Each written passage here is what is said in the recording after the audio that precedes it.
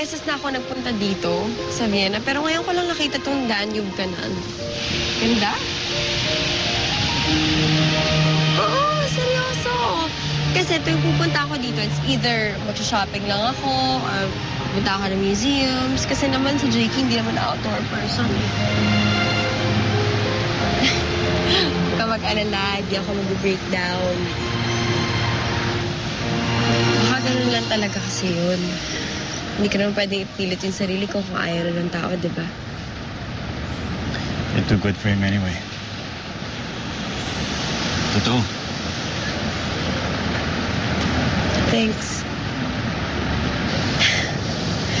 My mom would love this place.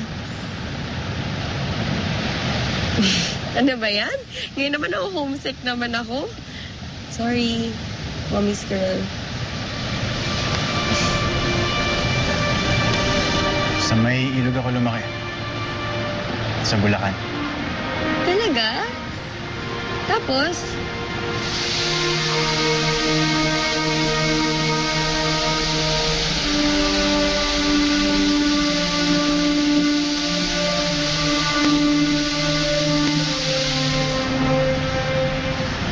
Hala?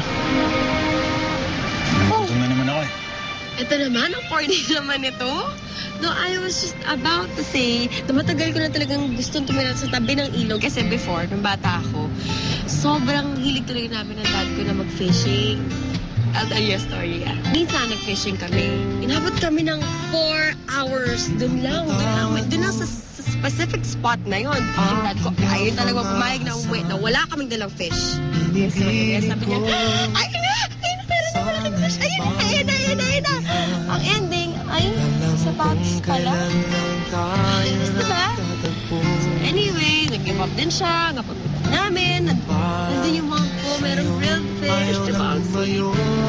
May naintindihan ka ba sa sinabi ko? Fish. Fishing.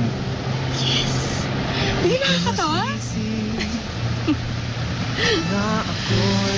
So, Mr. Napoleon Riego. Miss Saavedra.